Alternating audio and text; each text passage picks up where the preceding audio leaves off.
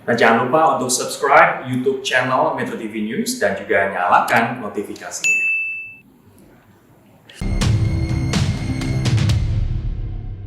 Penerapan sirkular ekonomi bisa jadi solusi untuk mengoptimalkan proses pengelolaan plastik pasca konsumsi. Konsep ini menjadi sebuah cara untuk mempertahankan nilai produk plastik agar dapat digunakan berulang-ulang tanpa menghasilkan sampah. Proses sirkular ekonomi sampah plastik bermula dari proses pemilahan plastik pasca konsumsi sesuai kategori. Setelah melalui proses memilah, plastik tidak lagi dianggap menjadi sampah, namun dianggap sebagai bahan baku. Bahan baku ini kemudian akan diproses menjadi barang-barang yang kembali bernilai oleh para pendaur ulang. Proses ini tentu membutuhkan kerjasama dari berbagai lapisan masyarakat, agar roda sirkular ekonomi sampah plastik terus berputar hingga sampah plastik bukan lagi menjadi masalah.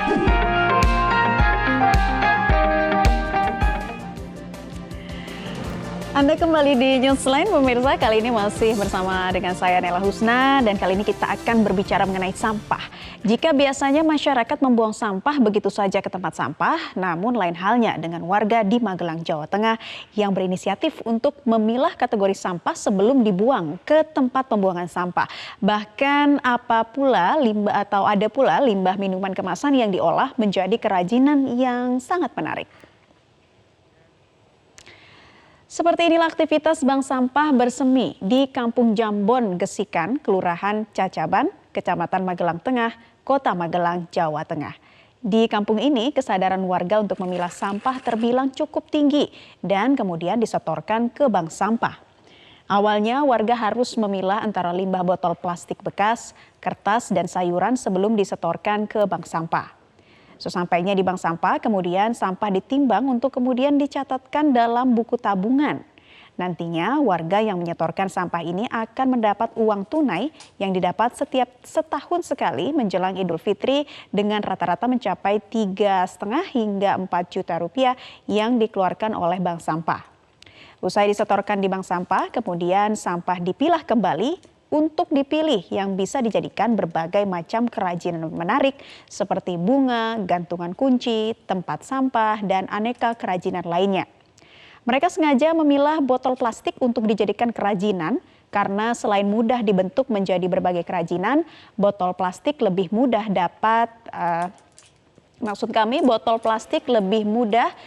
didapat seiring dengan tingginya konsumsi masyarakat akan air mineral. Sehingga melalui bank sampah tersebut dapat mengurangi limbah plastik yang semakin menumpuk di pembuangan sampah induk.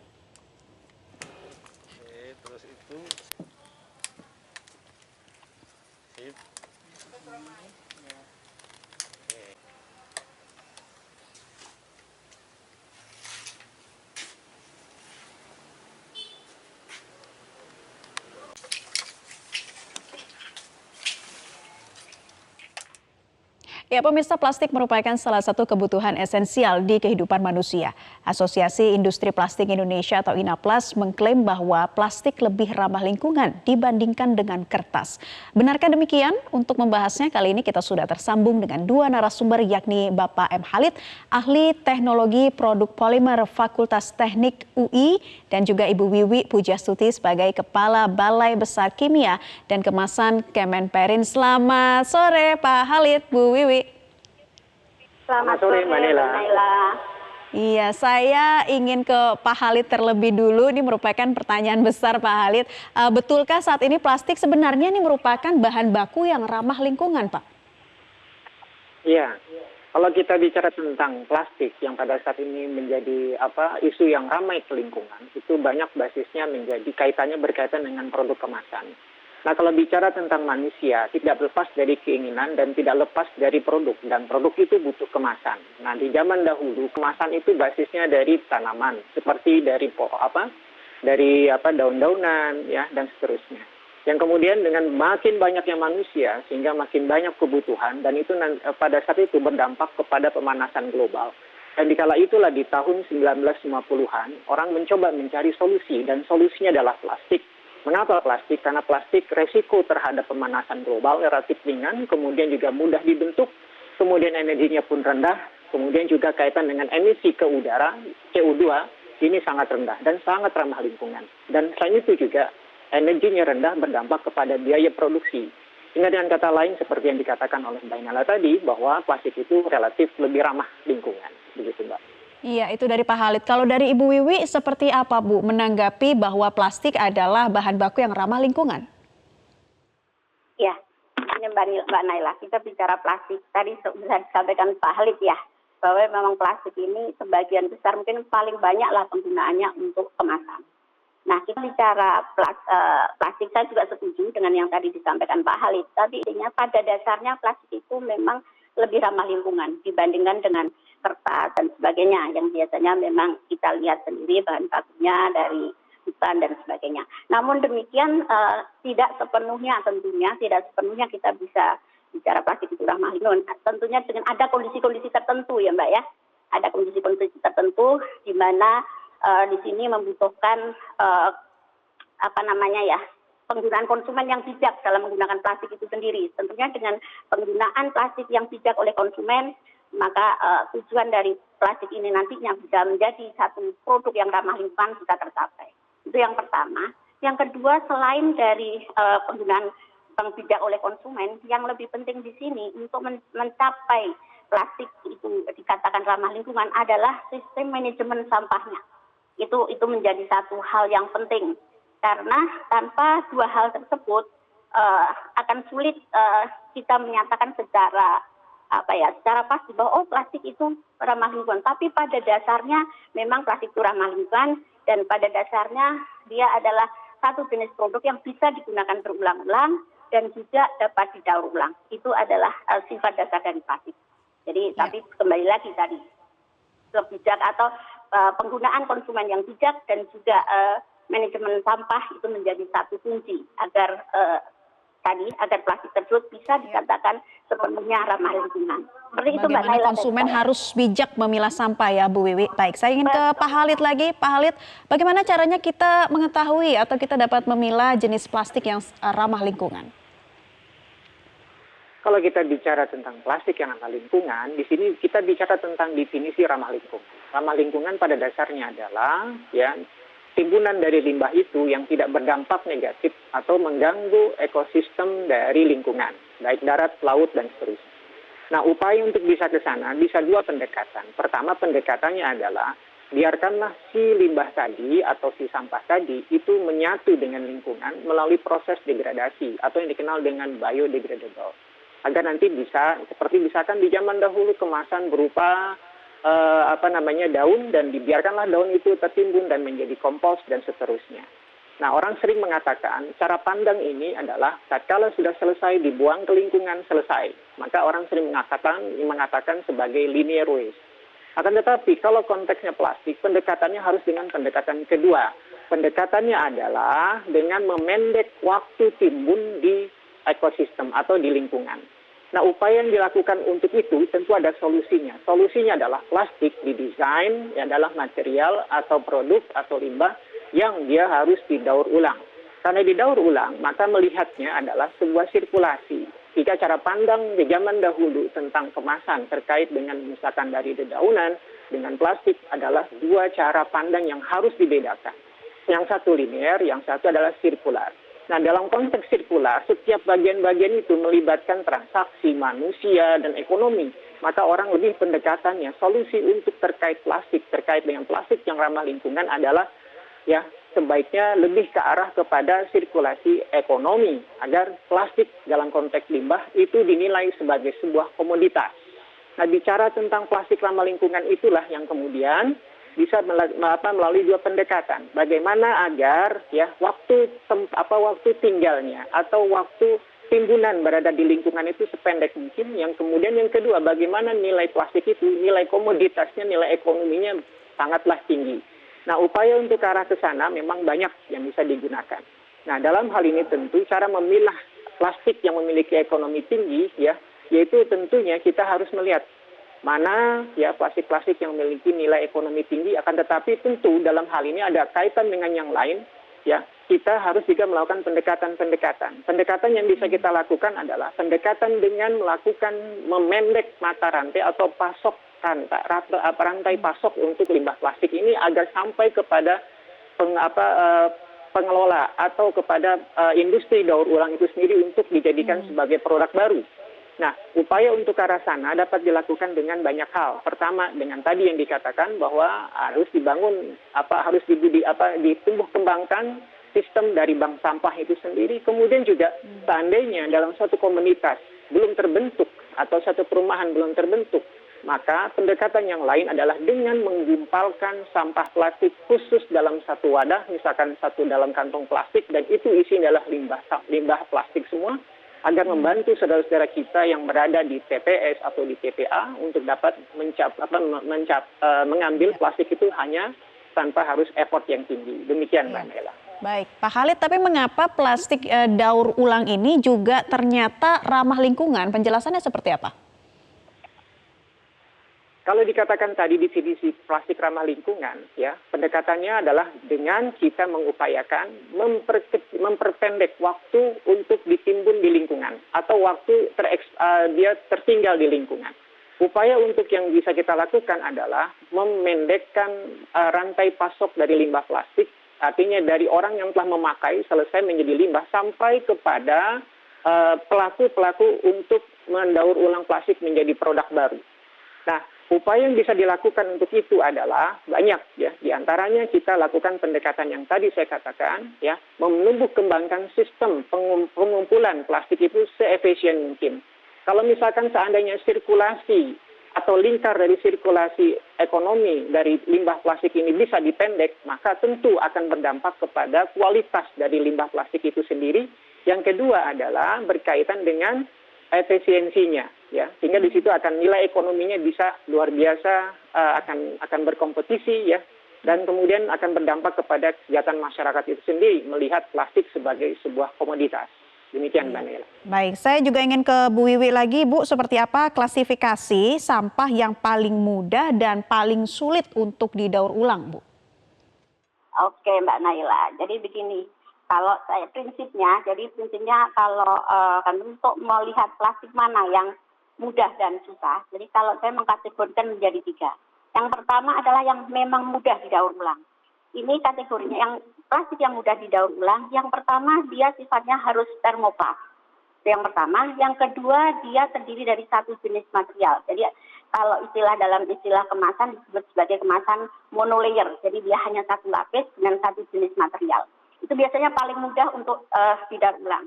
Dan sifatnya termoplas itu contohnya misalnya seperti PET, itu masuk termoplas, polietilen, polipropilen, PVC, polikarbonat, dan sebagainya. Ada beberapa jenis lain. Yang kedua adalah dia bisa didaur ulang, tetapi sulit pelaksanaannya.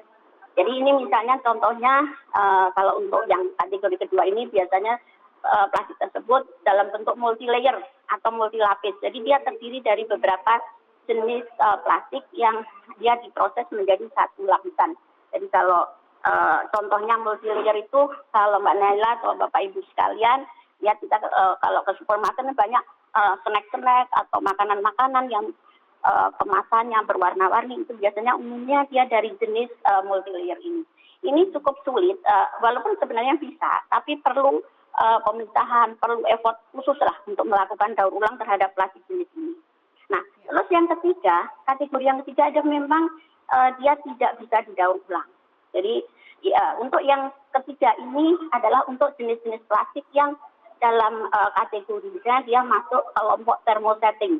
Dalam kalau istilah di plastik dia thermosetting. Misalnya contohnya melamin, urea formaldehid, epoksi dan sebagainya. Itu adalah jenis-jenis plastik yang memang dia punya sifat dasarnya tidak bisa didaur ulang. Jadi itu kelompoknya ada 3 kelompok itu yang kalau kita melihat mana yang paling mudah dan mana yang paling susah. Tapi di tengah-tengah ada yang bisa tetapi sulit. Nah, tentunya karena dengan kondisi tadi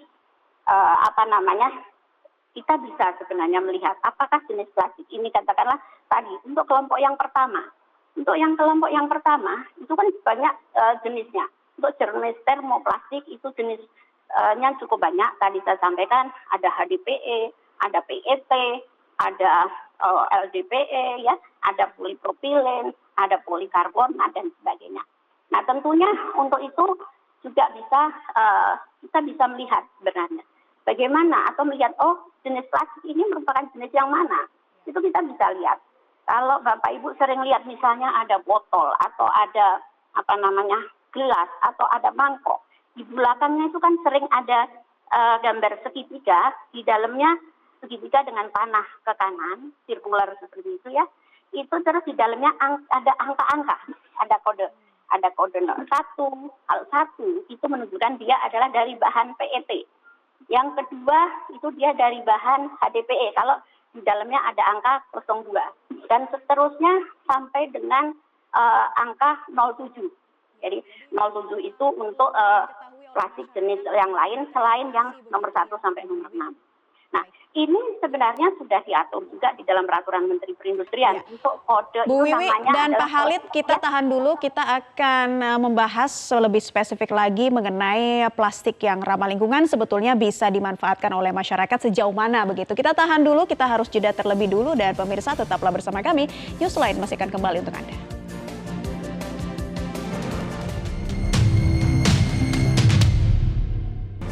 Anda kembali bersama kami di Newsline, masih membahas mengenai plastik ramah lingkungan bersama dengan kedua narasumber kami, ada Ibu Wiwi dan juga Pak Khalid. Saya ingin ke Pak Khalid terlebih dulu. Pak Khalid, seperti yang kita bahas di segmen sebelumnya, sebetulnya apa-apa saja nih Pak yang bisa dimanfaatkan masyarakat dari plastik yang ramah lingkungan?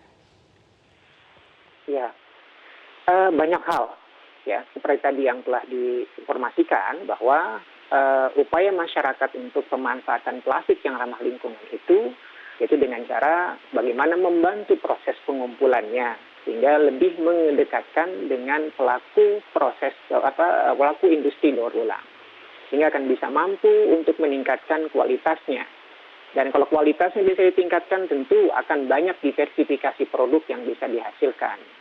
Kemudian pada sisi lain pula bisa ya upaya untuk memperkecil dampak terhadap lingkungan.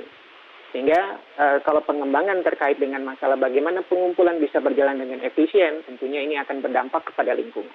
Artinya tertimbun di lingkungan akan semakin kecil peluangnya dan akan berdampak kepada itu tadi nilai value terhadap lingkungannya luar biasa. Nah, upaya untuk bisa men-trigger atau menstimulasi yaitu dengan meningkatkan nilai dari plastik-plastik yang ada, ya. Seperti polietilen tereftalat yang tadi dikatakan oleh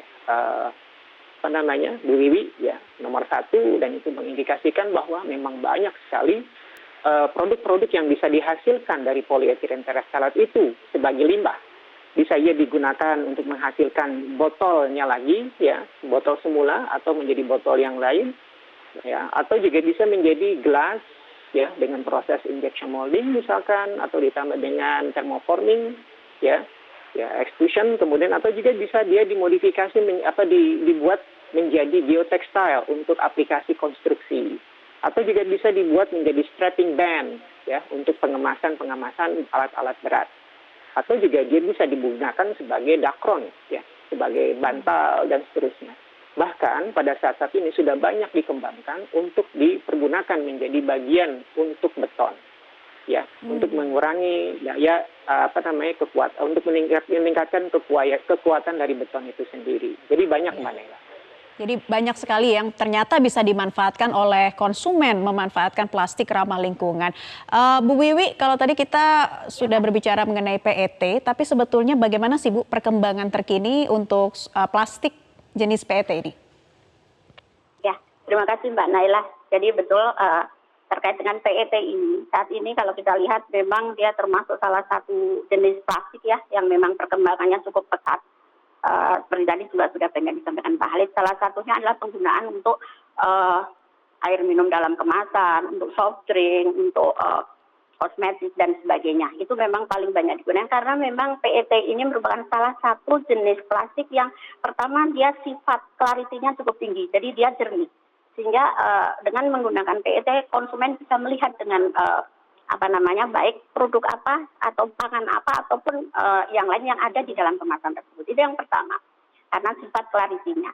Terus yang kedua, PET ini memang relatif lebih lebih kedap terhadap aroma dan juga gas, sehingga dia banyak digunakan untuk produk-produk yang memerlukan kekedapan terhadap aroma, misalnya termasuk dengan gas. Jadi misalnya untuk soft drink, dimana di dalamnya dia mengandung gas, misalnya katakanlah CO2 dan sebagainya. Dia umumnya menggunakan PET ini karena PET ini salah satu tadi kelebihannya. Selain jernih, dia kedap terhadap gas, sehingga banyak digunakan untuk produk-produk tersebut. Terus yang nggak kalah pentingnya sekarang yang berkembang untuk PET ini adalah penggunaan PET daur ulang untuk kemasan pangan. Jadi kalau sebelum-sebelumnya memang orang namanya plastik daur ulang itu mana bisa dipakai untuk kemasan pangan. Tapi saat ini sudah berkembang bahwa PET daur ulang ini bisa digunakan untuk kemasan pangan. Ini juga kita sudah lihat dan sudah diatur di dalam SNI. SNI 8424 itu juga sudah diatur tentang resin PET daur ulang untuk kemasan pangan. Dan saat Bu Wiwi, ini tapi sejauh ini juga, bagaimana Bu pengawasan yang dilakukan Kemenperin untuk memonitor produksi kemasan plastik jenis PET ini? ya, jadi kalau kita bicara kalau PET secara umum, saya pikir pengawasannya hampir sama dengan produk-produk yang lain tentunya. Tapi khusus untuk PET daur ulang, saat ini Kementerian Perindustrian sedang menyiapkan yang namanya Peraturan Menteri Perindustrian yang saat ini sudah draft finalisasinya untuk Peraturan Menteri Perindustrian untuk pedoman tata cara produksi PET untuk kemasan pangan, PET daur ulang maksudnya. Nah, nantinya apabila ini draft ini sudah ditetapkan, insya Allah akan segera terbitlah permen ini. Di situ akan diatur bahwa untuk memproduksi PET daur ulang itu harus perusahaan harus menerapkan GMP atau tata cara produksi yang baik. Itu satu. Dan itu akan dilakukan pengawasan oleh Direktorat Jenderal Pembina. Kalau di Kemenperin itu diawasi oleh Direktorat Jenderal Industri Kimia, Farmasi, dan Tekstil dengan menunjuk lembaga penilai kesesuaian. Nantinya akan ditunjuk beberapa LPK yang akan membantu Direktorat Pembina ini untuk melihat di lapangan, untuk mengawasi di lapangan apakah benar si perusahaan ini memproduksi PET daur ulang tersebut sesuai dengan permen yang nanti akan ditetapkan ini, dengan menerapkan cara-cara yang baik, seperti itu Mbak. Ya. Itu jadi itu salah satu syarat yang harus diterapkan ya Bu ya, untuk industri sampah plastik ini. Produksinya, betul. Ya. Bahkan mulai dari pemilahannya Mbak, dari awal bahan bakunya akan dilihat bagaimana memprosesnya sehingga akhirnya akan. Ya, saya ingin ke Pak Khalid lagi, Pak. Apakah benar untuk jenis plastik PET ini bisa kemudian didaur ulang menjadi produk atau kemasan yang sama? Memungkinkan tidak, Pak? Ya, pertama untuk buat produk kita mengenal ada dua sifat. Pertama, sifat fungsional dan sifat estetikanya. Nah, kalau kaitan dengan hal ini, lebih titik tekannya diantaranya lebih kepada fungsional. Nah, kalau bicara tentang fungsional, produk dari katakanlah dari botol air mineral menjadi botol air mineral atau apalah itu namanya, maka upaya yang harus diyakinkan dari limbah plastik yang berbasis PET tadi, itu harus memiliki standar yang tinggi, tidak sembarangan. Karena limbah polimer itu, kalau seandainya dia masuk ke ranah lingkungan, terekspos sinar matahari, hujan, itu akan berdampak kepada kualitasnya akan mengalami penurunan. Sehingga lagi-lagi upaya untuk bisa mencapai bahwasannya itu bisa didaur ulang menjadi produk asal, itu sangat mungkin, namun dengan kontrol, ya, standar dari sifat-sifat limbah yang memenuhi syarat. Jadi tidak sembarangan. Akan tetapi pada dasarnya, lagi-lagi itu bisa dicapai. Dengan cara apa? Kita mengurangi rantai pasok dari limbah ini sampai kepada pelaku daur ulang itu sendiri. Nah, sehingga upaya untuk bisa menjadikan polimer PET misalkan memiliki nilai keramahan lingkungan yang tinggi, itu dengan nilai ekonominya tinggi, kemudian pada sisi lain pula kita dapat menurunkan ya rantai pasoknya itu, mengurangi. Baik.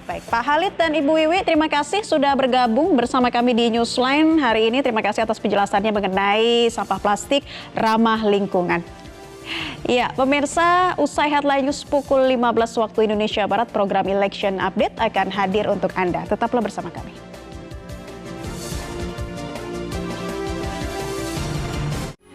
Metro TV, knowledge to elevate.